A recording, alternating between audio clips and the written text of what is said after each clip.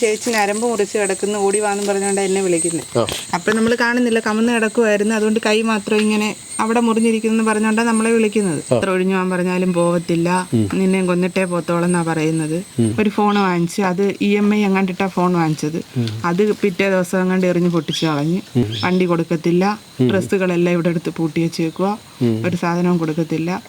അങ്ങനെയൊക്കെ ഒരു അന്നേരം കുഞ്ഞുങ്ങൾ പറയുന്നു, ഒരുപാട് സ്നേഹിക്കേണ്ട, എന്തോ വലുത് വരാനാന്ന് കുഞ്ഞുങ്ങൾ അന്നേരവും പറഞ്ഞെന്ന് അമ്മ എന്നോട് പറഞ്ഞു. ഭർത്താവിൻ്റെ വെട്ടും കുത്തുവേറ്റ് കൊല്ലപ്പെടുന്നു. ആ ഭർത്താവ് വീഡിയോ ആക്കി സോഷ്യൽ മീഡിയ പ്രൊമോട്ട് ചെയ്യുന്നു, ലൈവ് ഇടുന്നു. അദ്ദേഹത്തെ ന്യായീകരിച്ചുകൊണ്ട് ഇതെന്നെപ്പറ്റി എന്നാ തോന്നിയത്? എന്നെ രാവിലെ എൻ്റെ അനിയത്തി വിളിക്കുകയും ഇതേപോലെ ചേച്ചി നരമ്പ് മുറിച്ച് കിടക്കുന്നു, ഓടി വാന്നും പറഞ്ഞുകൊണ്ട് എന്നെ വിളിക്കുന്നത്. അപ്പം നമ്മൾ കാണുന്നില്ല, കമന്ന് കിടക്കുമായിരുന്നു. അതുകൊണ്ട് കൈ മാത്രം ഇങ്ങനെ അവിടെ മുറിഞ്ഞിരിക്കുന്നു പറഞ്ഞുകൊണ്ടാണ് നമ്മളെ വിളിക്കുന്നത്. അപ്പോഴത്തെ അന്നേരം ഒരു 6:15 സമയമാവുന്നതേ ഉള്ളൂ. ഞാൻ ആ രാവിലെ അവർ അമ്മയും മോളും കൂടെ അവിടെ സംസാരിക്കുന്നത് ഞാൻ കേട്ട്, പോയി ചമ്മന്തിപ്പൊടി എടുത്തോണ്ട് വരാമെന്ന് പറയുന്നത് ഞാൻ കേട്ട്, എൻ്റെ ഇപ്പുറത്തെ വീടാ. അത് ഞാൻ കേട്ടിട്ടാണ് ഞാൻ അവിടെ നിന്നത്. അന്നേരത്തേക്കാണ് ഇവിടുന്ന് വിളി വരുന്നത്. വന്നപ്പോഴത്തേക്ക് പിന്നെ ഓടി ഇവിടെ വന്നപ്പോൾ ഇങ്ങനെ എടുത്തോണ്ട് വരുന്നതാണ് കാണുന്നത്. എടുത്തോണ്ട് വന്ന് റോഡിൽ കൊണ്ടുവന്ന്, അപ്പോഴേ ബോധമൊന്നും ഇല്ലാന്ന് തോന്നുന്നു, കണ്ണൊക്കെ അടച്ച് വെച്ചേക്കുമായിരുന്നു. റോഡിൽ കൊണ്ടുവന്ന് അന്നേരം ഓട്ടോ വന്നു അതിനകത്ത് കയറി കൊണ്ടുപോയി. പിന്നെ ഒരു 10-15 മിനിറ്റ് കഴിഞ്ഞപ്പോഴത്തേക്ക് മരിച്ചെന്നുള്ള നമ്മളറിയുന്നത്. നാട്ടുകാരെല്ലാം ഓടിക്കൂടി. ഇവിടുന്ന് എടുത്തോണ്ട് പോകാനൊക്കെ ഭയങ്കര പാടായിരുന്നു. അങ്ങനെ 3-4 പേര് ചേർന്നാണ് എടുത്ത് റോഡിൽ കൊണ്ടുവന്നത്. അപ്പോഴേ ഓട്ടോ വന്നു, അതിനകത്ത് കയറ്റിക്കൊണ്ട് പോവുക ചെയ്ത്. ശാലിനിയായിട്ട് അടുപ്പമുണ്ടായിരുന്നോ? എൻ്റെ അടുത്ത്, ഞാനിവിടെ കലയനാട് മെഡിക്കൽ സ്റ്റോറിലാണ് വർക്ക് ചെയ്യുന്നത്. ഞായറാഴ്ചയുടെ അന്ന് ഒരു ഉച്ചയായപ്പോൾ ചേച്ചി കടയിൽ വന്നായിരുന്നു. അമ്മയ്ക്ക് ഇതേപോലെ സുഖമില്ല എന്നും പറഞ്ഞ് മരുന്ന് വാങ്ങിക്കാൻ വന്നായിരുന്നു. അന്ന് ഞങ്ങൾ തമ്മിൽ സംസാരിച്ചു. എന്നിട്ട് ചേച്ചിക്ക് പോരുക ചെയ്തത്. പിറ്റേന്ന് രാവിലെ ഇതേപോലെ സംസാരിക്കുന്ന കേട്ട് ഞാൻ. അത് കഴിഞ്ഞിട്ടാണ് ഈ സംഭവം ഇങ്ങനെ അറിയുന്നത്. എപ്പോഴും അവർ തമ്മിൽ വഴക്കാം. എന്തെങ്കിലും വിഷമം പുള്ളിക്കാരി പറഞ്ഞിട്ടുണ്ടോ എന്തെങ്കിലും? ഇല്ല, അങ്ങനൊന്നും പറഞ്ഞിട്ടില്ല. കാണുമ്പോൾ മിണ്ടോ, അത്രേ ഉള്ളൂ. ഇടയ്ക്ക് എൻ്റെ അടുത്ത് വന്ന് പറയുമായിരുന്നു ചേച്ചിയുടെ അമ്മ, ശാലിനിയുടെ അമ്മ. അപ്പുറത്തും ഇപ്പുറത്തും വീടായോണ്ട് അവരിടയ്ക്കിടയ്ക്ക് വന്ന് പറയും, ഇതേപോലെ അങ്ങ് ഉപദ്രവമാ, കേസ് കൊടുത്തിട്ടുണ്ട്, എത്ര ഒഴിഞ്ഞു പോകാൻ പറഞ്ഞാലും പോവത്തില്ല, നിന്നെ കൊന്നിട്ടേ പോത്തോളം എന്നാ പറയുന്നത് എന്നൊക്കെ അമ്മ എപ്പോഴും വന്ന് കരച്ചിലും പറച്ചിലും എപ്പോഴും പറയും. ഈ ഞായറാഴ്ച എൻ്റെ അടുത്ത് വന്ന് സംസാരിക്കുന്നതിന് തലേന്ന് ഇതേപോലെ അവിടെ വൈകുന്നേരം അവിടെ ഞാൻ വീട്ടിൽ ഇങ്ങനെ നിന്നപ്പോൾ കടയിൽ പോകാനായിട്ട് റെഡി ആയിക്കൊണ്ട് നിന്നപ്പോൾ എൻ്റെ അടുത്ത് വന്ന് പറഞ്ഞു, ഇതേപോലെ അങ്ങ് എന്നും വഴക്കാം മോളെ, എന്താ ചെയ്യാനോ, ഒഴിഞ്ഞു പോകാൻ പറഞ്ഞാൽ അവൻ പോകത്തില്ല, എൻ്റെ കുഞ്ഞിൻ്റെ പിന്നെ ശവം കണ്ടിട്ടേ അവൻ പോകത്തോളം എന്നാ പറയുന്നത് എന്നൊക്കെ എൻ്റെ അടുത്ത് വന്ന് പറഞ്ഞു. അവരെ കൊണ്ടൊന്നും പറ്റത്തില്ല, ഒന്നും പറ്റത്തില്ല. ഇപ്പൊ കണ്ണോപ്പറേഷൻ ആ സമയമായപ്പോഴാണ് ചേച്ചി മേളി വരാൻ തുടങ്ങിയത്. അവിടെ രാത്രിയിലെല്ലാം ഞങ്ങൾ അപ്പുറത്തും ഇപ്പുറത്തും മുറ്റത്തൊക്കെ ഇന്ന് എന്തെങ്കിലുമൊക്കെ സംസാരിക്കുകയൊക്കെ ചെയ്യും. പിന്നെ ഇപ്പൊ എന്താ ചെയ്യാൻ, ഇങ്ങനെ ആയിപ്പോയി. ഇയാൾ പറയുന്നത് ശരിയാണോ? വീടിക്കകത്ത് നിങ്ങളൊക്കെ കണ്ടു കാണുമല്ലോ. പക്ഷെ ഇയാൾ പറയുന്നതിനകത്ത് എന്തെങ്കിലും വാസ്തവമുണ്ടോ? നമുക്കറിയത്തില്ല. ചേച്ചി അന്നോട്ടെ ജോലിക്കൊക്കെ പോകുന്നതാ, എന്നും പോകും ജോലിക്ക്. ആ കുഞ്ഞുങ്ങളുടെ കാര്യം എല്ലാം നടത്തി കൊടുക്കും, ഒരു മടിയില്ലാതെ എല്ലാ കാര്യങ്ങളും നടത്തി കൊടുക്കും. ഇപ്പൊ ഓണത്തിനും എല്ലാം ഡ്രസ്സെല്ലാം എടുത്തു കൊടുത്തെന്ന് പറയുന്നു. ആ കൊച്ചിന് ഇപ്പൊ എന്തോ ഒരു സ്കൂളിലെങ്ങാണ്ട് എന്തിനോ ഫസ്റ്റ് പ്രൈസ് ഒക്കെ ഉണ്ടായിരുന്നു ഇളയ കുട്ടിക്ക്. അതൊക്കെ സ്റ്റാറ്റസ് ഒക്കെ ഇട്ടേക്കുന്ന എല്ലാം ഞാൻ കണ്ടതാ. പക്ഷെ കുഞ്ഞുങ്ങളുടെ കാര്യമെല്ലാം ഒരു മടിയും കൂടാതെ എല്ലാം നടത്തി കൊടുക്കും. ആ കുഞ്ഞിന് അത് ഇവിടുന്ന് പിന്നെ സ്കൂൾ ബസ്സിനകത്താണ് പോകുന്നത്. അതിൻ്റെ എല്ലാം മൂത്ത കുഞ്ഞിൻ്റെ ആയാലും എല്ലാ കാര്യങ്ങളും എല്ലാം നടത്തി കൊടുക്കും. എന്നും ജോലിക്ക് പോകും. ഒരിടത്തും ജോലി ചെയ്യാൻ ഇയാളെ സമ്മതിക്കത്തില്ല. ഇപ്പം തന്നെ സ്കൂളിൽ ചെന്നപ്പോഴും അവിടെയും ചെന്ന് പ്രശ്നം ഉണ്ടാക്കി, സ്കൂളിലും.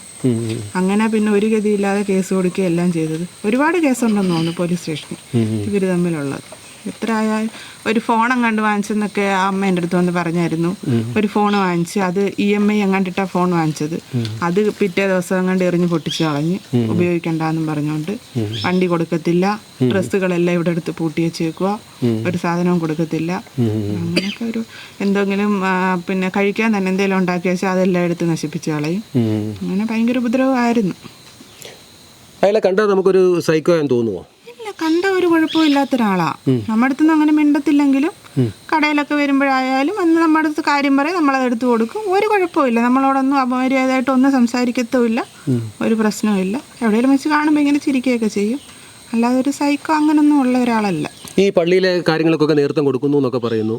ഇന്ന് ഞായറാഴ്ച വണ്ടി എടുത്തുകൊണ്ടെന്ന് ഇവിടെ ഉള്ളവരെല്ലാം വണ്ടിക്കകത്ത് കയറ്റി പള്ളി കൊണ്ടുപോവുകയും പള്ളിയുടെ കാര്യങ്ങൾക്കെല്ലാം നല്ലപോലെ നിൽക്കുകയും പ്രത്യേകിച്ച് അങ്ങനെ പറയാൻ വേണ്ടി ഒന്നുമില്ല. നല്ലൊരു മനുഷ്യനായിരുന്നു. പക്ഷെ എന്താണ് ഇങ്ങനെ സംഭവിച്ചത് എന്നുള്ളത് അറിയാം. അല്ല, ചില ആൾക്കാർ പറയുന്നത് അയാളാണ് വീട് പണിക്ക് ഒത്തിരി കഷ്ടപ്പെട്ടതെന്നും പുള്ളിക്കാരുടെ പേരിലാണ് സ്ഥലം കിട്ടിയിരിക്കുന്നത് മുനിസിപ്പാലിറ്റിയിൽ നിന്ന്. അതൊന്നും അറിയത്തില്ല. ആണല്ലേ? അല്ല, വീട്ടിലെ കാര്യങ്ങൾ ആദ്യ കാലത്തൊക്കെ പുള്ളിക്കാരനാണ് ചെയ്തുകൊണ്ടിരുന്നതെന്നും. ഇപ്പൊ ഈ കുറെ നാളുകൊണ്ട് ഇവർ ഇത്രയും അങ്ങ് ഭയങ്കരമായിട്ട് ഇങ്ങനെ ശത്രുക്കളെ പോലായത്. അതിനു മുമ്പൊക്കെ നല്ല സ്നേഹത്തോടു കൂടിയാ എല്ലാം നടന്നുകൊണ്ടിരുന്നത്. വീട്ടിലേക്കുള്ള കാര്യങ്ങളായാലും എല്ലാവരും സ്വന്തമായിട്ട് ചെയ്തുകൊണ്ടിരുന്നതാണ്. പള്ളിയിൽ ഇപ്പോൾ എനിക്ക് തോന്നുന്നൊരു ഒത്തിരി വർഷമായി കാണും. മാമോദിസ അങ്ങനെ എന്താണ്ടില്ലേ അവർക്ക്, അതൊക്കെ പള്ളി വെച്ചൊക്കെ നടത്തി നല്ല ഫംഗ്ഷനായിട്ടൊക്കെ നടത്തിയതൊക്കെ. ഇപ്പൊ ചിലവർ പറയുന്ന മൂത്ത കൊച്ചിന്റെ ചികിത്സയ്ക്കുള്ള കാര്യങ്ങളൊക്കെ പുള്ളിക്കാരിയാണ്, ശാലിനിയാണ് നോക്കുന്നതെന്ന്. പക്ഷേ അയാൾ പറയുന്നത് ഈ അവന്റെ കാര്യത്തിലൊരു ശ്രദ്ധ ഇവർക്കില്ലായിരുന്നു. അയാൾ അതിനെപ്പറ്റി വലുതായിട്ട് ശ്രദ്ധിച്ചിട്ടില്ല എന്നാണ് തോന്നുന്നത്. ആ ചേച്ചി ആ കുഞ്ഞുങ്ങളുടെ കാര്യം എല്ലാം നടത്തി കൊടുക്കുന്നത്. എന്തോ എറണാകുളത്തെങ്ങാണ്ട് ഗുളിക വാങ്ങിക്കാനും എല്ലാം 3 വയസ്സ് തൊട്ടെങ്ങാണ്ട് ആ കുഞ്ഞിന് വയ്യാത്തെങ്ങാണ്. അന്ന് തൊട്ടുള്ള കാര്യങ്ങളെല്ലാം നടത്തി കൊടുത്തിരുന്നത് ചേച്ചി തന്നെ. ഇങ്ങനെ ഒരുപാട് ജോലിക്ക് ഒക്കെ പോയി കഷ്ടപ്പെട്ടിട്ടുണ്ട്. എല്ലാം ചെയ്തു കൊടുത്തിരുന്ന ആളാണ്. അല്ലെ, സ്കൂളിലെ ജോലി കിട്ടിയ പിന്നെ ഒത്തിരി മാറ്റങ്ങൾ പുള്ളിക്കാരിക്ക് ഉണ്ടായെന്നും ഒക്കെയാണല്ലോ പുള്ളിക്കാരി. അത് നമുക്കറിയത്തില്ല. അങ്ങനെ ഒരു മാറ്റം തോന്നിച്ചിട്ടുണ്ടോ? ഇല്ല. എന്ന് രാവിലെ 7:30 ആകുമ്പോൾ പോവും. പിന്നെ ഞാൻ തിരിച്ചെപ്പോഴാണ് വരുന്നതെന്ന് ഞാൻ കണ്ടിട്ടില്ല. എന്നാലും ഒരു 5:30 ഒക്കെ ആകുമ്പോഴത്തേക്ക് വരുമെന്ന് തോന്നുന്നു. 2-3 വട്ടം കടയിൽ വന്നിട്ടുണ്ട് ആ സമയമായപ്പോൾ. അപ്പം ഞാൻ ചോദിക്കുമ്പോൾ വരുന്നതേ ഉള്ളൂ മോളേന്ന് എന്നോട് പറയുകയും ചെയ്യും. ഏതായാലും വിഷമങ്ങളൊക്കെ പുള്ളിക്കാരിക്ക് ഉള്ളതായിട്ട് തോന്നിയിട്ടുണ്ടോ കണ്ടു കഴിയുമ്പോഴത്തേക്ക്? വിഷമങ്ങൾ ഈ കുഞ്ഞുങ്ങളുടെ കാര്യം കൊടുത്ത് ഇയാളിങ്ങനെ ഒന്നിനും സഹകരിക്കാതിരിക്കുമ്പോൾ ഉള്ള ഒരു വിഷമമുണ്ട്. ഇടയ്ക്കൊക്കെ വെച്ച് ഉപദ്രവിക്കുകയും ഒരു വട്ടം ഇങ്ങനെ കടയിൽ വന്നപ്പോൾ എന്നോട് പറഞ്ഞ് കഴുത്തേലെല്ലാം ഇങ്ങനെ പാട്, അത് തൈറോയിഡൊക്കെ ഉള്ളതുകൊണ്ട് ഇങ്ങനെ കഴുത്തിന് കുത്തിപ്പിടിച്ച് ഇവിടെ എല്ലാം ഈ നഖം വെച്ചൊക്കെ ഇങ്ങനെ കിടന്ന പാട്. ഹോസ്പിറ്റലിലൊക്കെ പോയിട്ട് അന്നൊരു ദിവസം അവിടെ വന്നത്, മരുന്ന് വാങ്ങിക്കാനായിട്ട് വന്നായിരുന്നു. അപ്പൊ തൊട്ട് ഉപദ്രവം ഉണ്ട്? ഉപദ്രവം ഒരുപാട്. കഴുത്തേ പാടുണ്ടായിരുന്നു? അന്നൊക്കെ കഴുത്തേലൊക്കെ പാടുണ്ടായിരുന്നു. അപ്പൊ ഇന്നലെ തുടങ്ങിയ ഉപദ്രവമല്ല? അല്ലല്ല. ഇളയ കൊച്ചു പറഞ്ഞു സ്നേഹിക്കുന്ന പോലെ പുള്ളിക്കാരൻ ഇങ്ങനെ. ഇടയ്ക്ക് വെച്ച ഒരു ദിവസം അമ്മ എന്നോടൊന്ന് പറഞ്ഞ് കേസ് കൊടുത്തിട്ട് പോലീസ് സ്റ്റേഷനിൽ നിന്ന് ഒത്തുപോകാനും കണ്ട് പറഞ്ഞ് അത് കഴിഞ്ഞിട്ട് ഇവിടെ വന്ന് പിറ്റേ ദിവസം എല്ലാ സാധനങ്ങളും വാങ്ങിച്ച് ഭയങ്കര സ്നേഹമായിട്ട് പെരുമാറി. ഒരുപാട് സാധനങ്ങളും കടയിൽ നിന്നെല്ലാം വാങ്ങിച്ചുകൊണ്ട് കൊടുത്ത്. അന്നേരെ കുഞ്ഞുങ്ങൾ പറയുന്നു ഒരുപാട് സ്നേഹിക്കേണ്ട, എന്തോ വലുത് വരാനാന്ന് കുഞ്ഞുങ്ങൾ അന്നേരം പറഞ്ഞെന്ന് അമ്മ എന്നോട് പറഞ്ഞു. അതുകൊണ്ട് അമ്മയല്ല രാവിലെ ഒരു 6 മണി 6:30 സമയത്ത് ഇവിടെ ഇറങ്ങി വന്ന് കുളിച്ച് 7:30 ആകുമ്പോഴത്തേക്ക് ആള് പോവും. ചോറെല്ലാം മേളില് റെഡിയാക്കുന്നത്. ഇങ്ങോട്ട് എടുത്തോണ്ട് വരത്തില്ലെന്നോ, അവിടെ തന്നെ റെഡിയാക്കി വെച്ച് അവിടെ തന്നെ പുറത്തുനിന്ന് വാങ്ങിച്ചുകൊണ്ട് കഴിക്കും. പിന്നെ തന്നെ വെക്കുക. അല്ലാതെ വീട്ടിലൊരു വെപ്പൊന്നുമില്ല, വെപ്പും കുടിയൊന്നുമില്ല. പിന്നെ അവിടെ ബാത്റൂം സൗകര്യം ഒന്നും ഇല്ല അവരുടെ വീട്ടില്. അവിടെ ഒരു കുഞ്ഞു ബാത്റൂമാണ്. അതിനകത്ത് അവര് അവിടെ കിടന്നോണ്ടിരുന്നതും അവിടെ വൈകുന്നേരം അവിടെ ചേച്ചി എല്ലാ ജോലികൾ ചെയ്തു വെക്കുന്നത് എല്ലാം അവിടെ തന്നെ ആയിരുന്നു. ഒരു 1.5 മാസം കൊണ്ട് അവിടെ തന്നെ ആയിരുന്നു. അവിടെ തന്നെയായിരുന്നു. അപ്പം ഇവര് ശരിക്കും പറഞ്ഞാൽ നമ്മൾ അറിയാത്ത വിഷയങ്ങളായിരുന്നു അവിടെ നടന്നുകൊണ്ടിരുന്നത്. ശരിക്കും പറഞ്ഞാൽ രണ്ടുപേരും തമ്മിൽ എന്തോ ഒരു ഇതുണ്ടായിട്ടുണ്ട്. പ്രശ്നം ലാസ്റ്റ് ആർക്കും അറിയാത്ത എന്തോ ഒരു കാര്യം അവിടെ ഉണ്ടായിട്ടുണ്ട്. അന്ന് ഒരു 6:30 സമയത്ത് ചേച്ചി ഇറങ്ങി വരിക. 6:30 മുന്നേ ഇറങ്ങി വന്നെന്ന് തോന്നുന്നു. എനിക്കൊരു 6:30 ആയപ്പോഴാണ് ഫോൺ വരുന്നത്. ഞാൻ ഓടി ഇവിടെ വന്നപ്പോഴത്തേക്ക് എടുത്തുകൊണ്ട് വരുന്നതായിട്ടാണ് കാണുന്നത്. രക്തത്തിനകത്ത് കുളിച്ച് ഫുള്ള് രക്തമായിരുന്നു. മുഖത്തെല്ലാം രക്തവും എന്തൊക്കെയോ ഇങ്ങനെ വീണതായിട്ടും പൊള്ളലും ഒക്കെ എന്താണ്ടൊക്കെ ഉണ്ടായിരുന്നു മുഖത്ത്. ആട്ടയ്ക്കകത്ത് കയറിയപ്പോഴത്തേക്ക് കൊണ്ടുപോയി. ശരിക്കും പറഞ്ഞാൽ ഇപ്പൊ മനസ്സിൽ നിന്നൊന്നും മാറുന്നില്ല അല്ലേ, ഒരു സ്ത്രീ എന്നുള്ള നിലയിൽ? ദിവസമൊക്കെ ഉറങ്ങാനൊക്കെ ഭയങ്കര പാടായിരുന്നു. ഞാൻ ഇങ്ങനെ മേളിൽ കൊണ്ടുവരുന്നതേ കണ്ടിട്ടുള്ളൂ. പക്ഷെ അവിടെയൊക്കെ ഉള്ളവർ ഇങ്ങനെ അടുത്ത് പോവുകയും എടുക്കുകയും എല്ലാം കണ്ടിട്ടുണ്ട്.